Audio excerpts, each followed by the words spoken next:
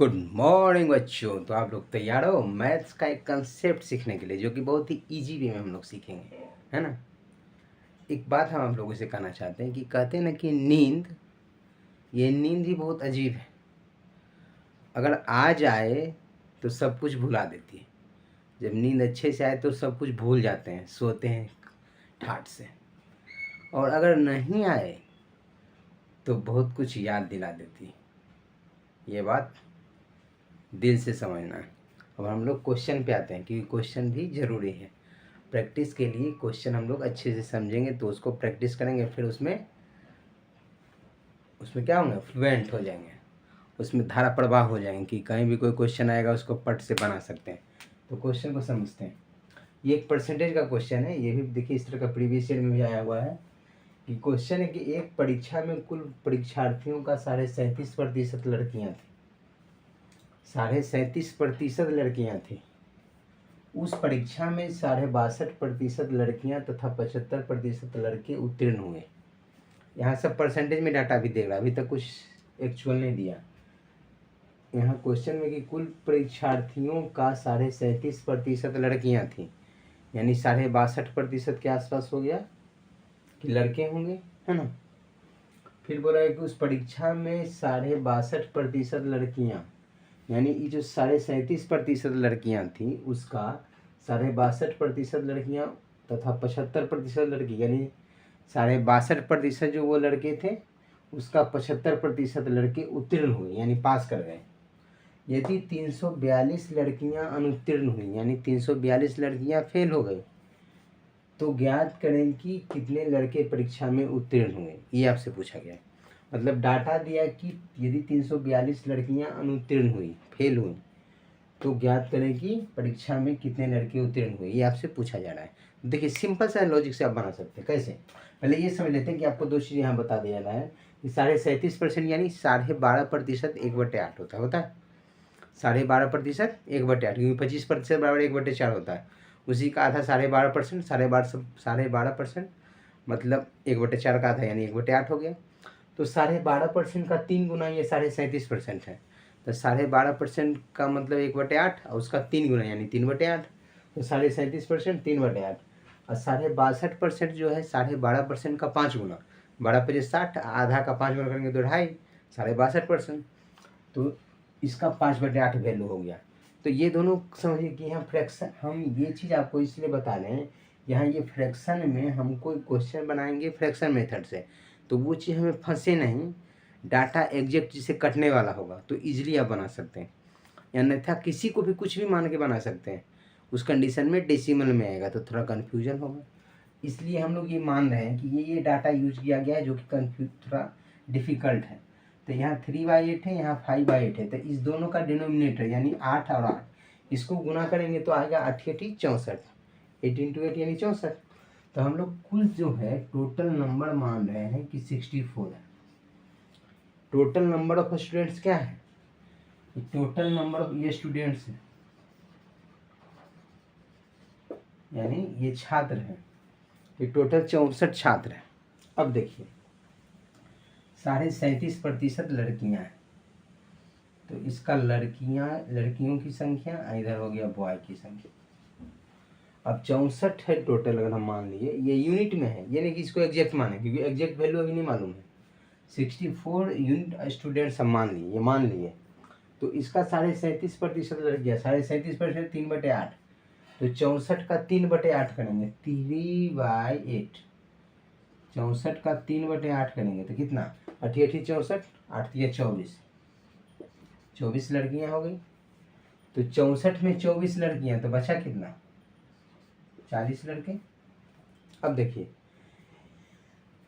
उस परीक्षा में 62.5% लड़कियां तथा 75% लड़के उत्तीर्ण हुए, यानी इसमें अब पास और फेल से मतलब, यहाँ पास लिख लेते हैं, यहाँ फेल लिख लेते हैं। उसी तरीके से लड़के का भी है दिया हुआ पास फेल, ये पास हो गया, ये फेल हो गया। अब देखिए इस 24 का बोला गया कि 62.5% लड़कियाँ उत्तीर्ण हुई, यानी ये जो लड़की थी टोटल 24 यूनिट हम माने, अगर 64 टोटल लिए तो उसका 3/8 यानी 64 लड़कियाँ हैं। 64 में 24 लड़कियाँ हैं, तो इस 24 लड़की में पास की गई लड़कियों की संख्या 62.5% दिया गया है। तो 62.5% मतलब 5/8। तो इसका 5/8 अगर हम लोग निकालेंगे, 5/8 से गुना करेंगे सपोज दैट, तो 8 से काटेंगे, 8 तिया 24, 5 तिया 15, यानी पास की गई लड़कियां 15, तो फेल हो गई कितना, 15 9 24 होता है, यानी 9 हो गए। 15 यदि पास हुई तो 9 फेल हो गई, 15 9 24। उसी तरीके से लड़कों में बोला गया कि 75% लड़के उत्तीर्ण हुए। 75% मैंने 3/4, 75%, 25 75, 25 का 100, 75/100 यानी 3/4 होता है।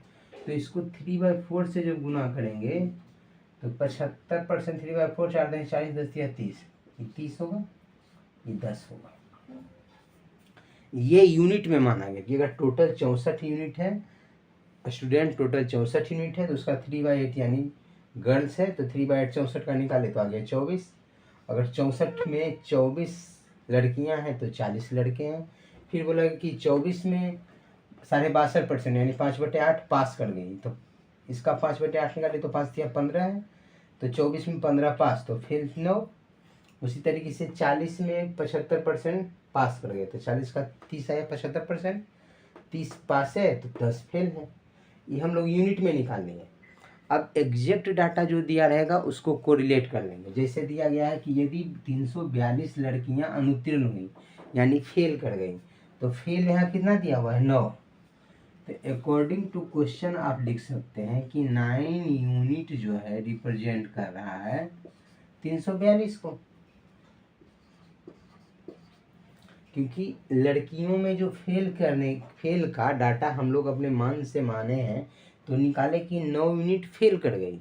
इस 9 यूनिट का एग्जैक्ट वैल्यू दिया है कि 342 लड़कियां अनुत्तीर्ण हुई यानी 342 फेल कर गई, तो 9 यूनिट का मान 342, तो 1 यूनिट का मान कितना, 9 से भागा देंगे 342 में, यानी 342/9। अब यहाँ से भाग देंगे तो क्या आएगा, 9 तिया 27, 27 4 3 7, 7 पे 2 9 ठीक 72, यानी 38 आ गया।